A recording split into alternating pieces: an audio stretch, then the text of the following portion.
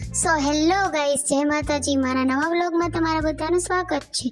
જો આજે મારા હસબન્ડ મારા માટે ઢોસા અને આઈસ્ક્રીમ લાવ્યા હતા, તો હું તમને ઢોસા અને સાંભારના ચીક્કી બતાવી દઉં. જો કેવું મસ્ત છે, ખાવાની બહુ મજા આવી હતી. પણ બે ઢોસા હતા, મારો જીવ બળી ગયો, કારણ કે બે ઢોસા તો કાંઈ ના થાય, બે ઢોસા તો હું એકલી જ ખાઈ જાઉં. જો કેવા ટેસ્ટી ઢોસા છે. અને મારા હસબન્ડ આઈસ્ક્રીમ પણ લાવ્યા હતા.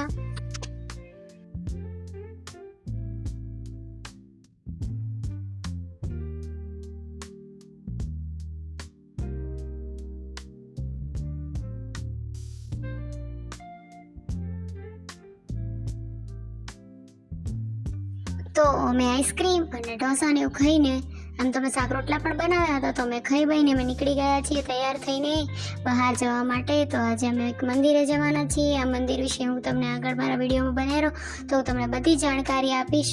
જો અમે બધા હવે રેડી થઈને ઊભા રહ્યા છીએ. અમે દર વખતની જેમ ઓટોની રાહ જોઈને ઊભા હતા, ત્યારે ઓટો પાછળથી આવી રહી હતી ને હું વિડીયો રેકોર્ડ કરતી હતી.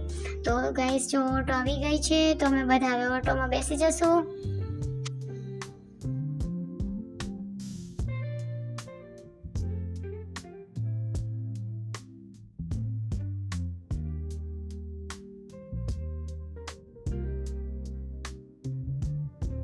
તો હું અને મારા હસબન્ડ અમે બધા ઓટોમાં બેસી ગયા છીએ. હવે અમે જવા માટે નીકળી ગયા છીએ. આ અમારું ગામ છે જ્યાં અમે રહીએ છીએ, ત્યાંથી અમે હવે બહાર નીકળીએ છીએ. બહાર નીકળીને અમે મેન હાઈવે પર જઈશું. દર વખતે અમે મેન હાઈવેથી જમણી બાજુ વળતા હતા, તો આજે ડાબી બાજુ જવાનું છે. તો તમે વ્લોગમાં બન્યા રહેજો. જો આ છે એનું બિલ્ડિંગ, ખબર નહીં અહીંયા શું લખ્યું છે. તો જો અમે બધે બેસીને જઈ રહ્યા છીએ. મારા હસબન્ડ હસી રહ્યા છે. જો હાઈવે આવી ગયો છે. મારા હસબન્ડને પૈસા ઉપાડવાના હતા, તો એમને એટીએમમાંથી પૈસા ઉપાડ્યા હતા અને પછી અમે અમારી ડેસ્ટિનેશન પર પહોંચી ગયા હતા. જો કેવું મસ્ત સુંદર તળાવ છે.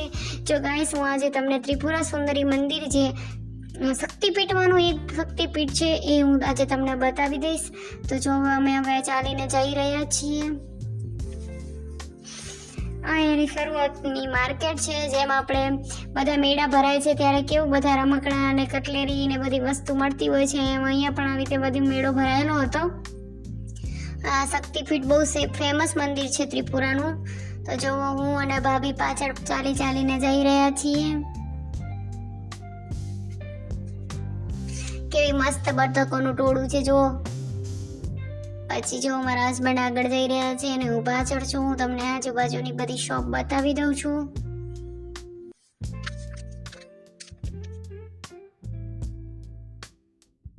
અહીંયાના લોકો આજે બહુ આવ્યા હતા. જો બધાએ કડક સાડી પહેરી હતી. અહીંયા લોકો બધા કડક જ સાડી પહેરે છે. તો પછી અમે બધા આગળ વધી રહ્યા હતા. મારા હસબન્ડને આગળ જતા હતા, અમે બંને પાછળ જઈ રહ્યા હતા.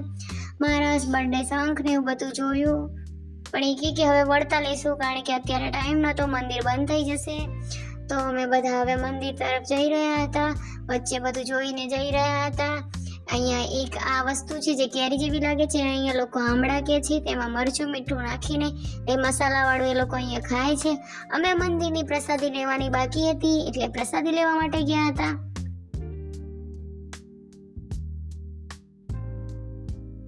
પ્રસાદી લેવા માટે રોડ ટપીને સામેની સાઈડ જવાનું હતું.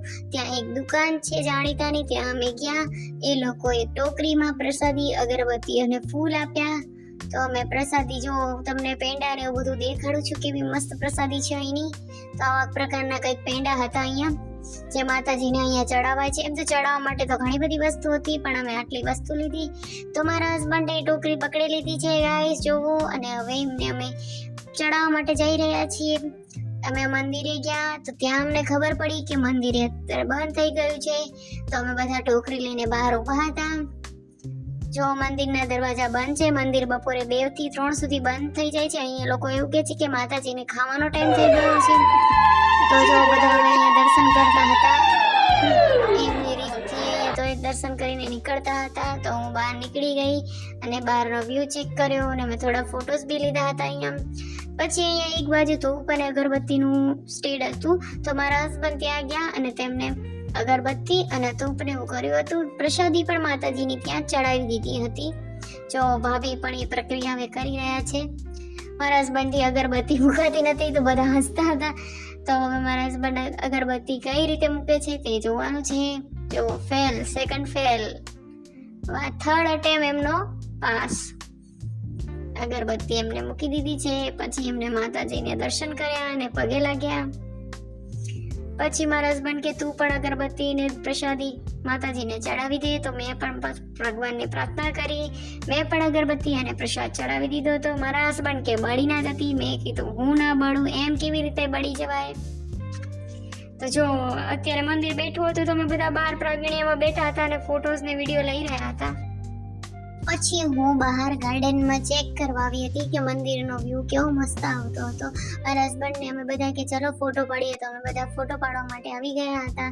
તો જુઓ કેવું મસ્ત વાતાવરણ છે. એનું તડકો બહુ હતો ગાઈસ, પણ આપણે પહેલી વાર આવ્યા હતા તો આપણે બધું આ વ્યૂ લેવો જરૂરી છે. તો હું તમને આજુબાજુનો પણ મસ્ત નજારો બતાવી દઉં છું.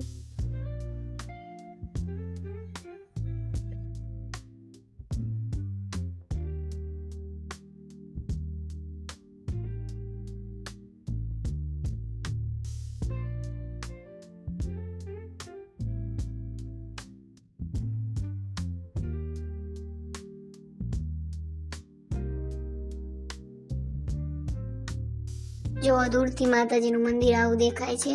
તો અહીંયા એક નાના બાળકની કંઈક વિધિ થઈ રહી છે.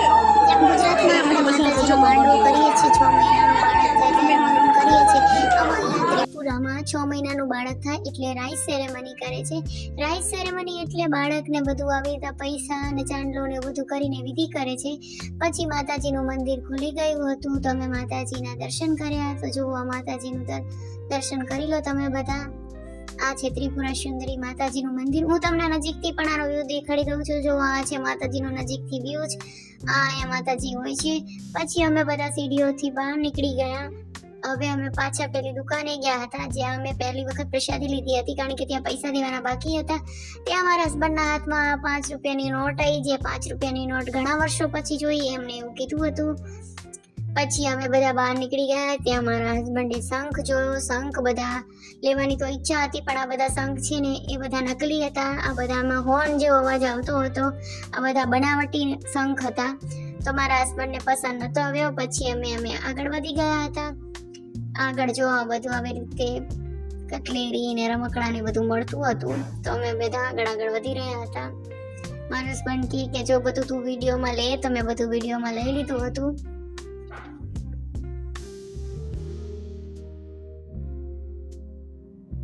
પછી અમારી વીકનેસ સામે અમને દેખાઈ રહી હતી, એટલે કે પાણીપુરી. ઘણા મહિનાથી પાણીપુરી ના ખાધી હોય એવું લાગી રહ્યું હતું.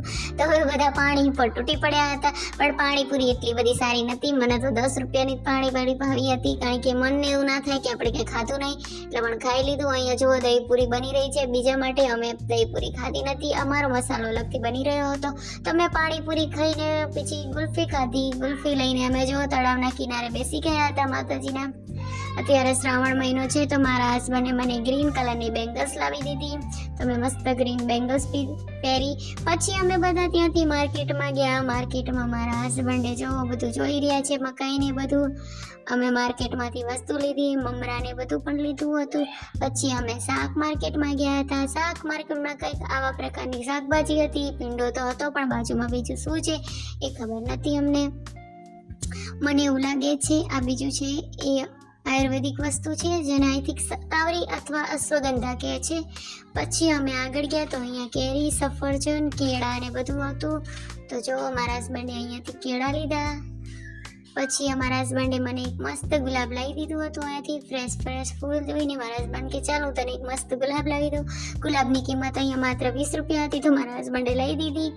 પછી અમે આગળ ગયા તો જો મોસંબી જેવું મોટું જે દેખાય છે એ મોટો દડો એ મોસંબી હતી એક પ્રકારની. પછી મારા હસબન્ડે દેખાડ્યું કે જો પેલા મૂળ છે એ શું છે, તો એ મૂળ છે એક પ્રકારની શાકભાજી છે. કેળાના મૂળ છે, સોરી આ વાંસના મૂળ છે. વાંસના મૂળનું આ લોકો શાક કરે છે. તો જો નજીકથી કેવું લાગે છે. પછી અમે બધા રિક્ષામાં બેઠા. રિક્ષામાં બેસીને અમે ઘરે જવા માટે નીકળી ગયા હતા. મારા હસબન્ડ મારા સસરાના હસવાની કોપી કરી રહ્યા હતા અને બધાની મજાક ઉડાડી રહ્યા હતા. અમે રસ્તાની મજા માણતા હવે થાકી ગયા હતા. તો હવે ઘરે જઈ રહ્યા હતા. અમારું ઘર આવી ગયું છે. સો ગાઈઝ, જય માતાજી, બાય બાય. સબસ્ક્રાઈબ અને લાઈક કરજો.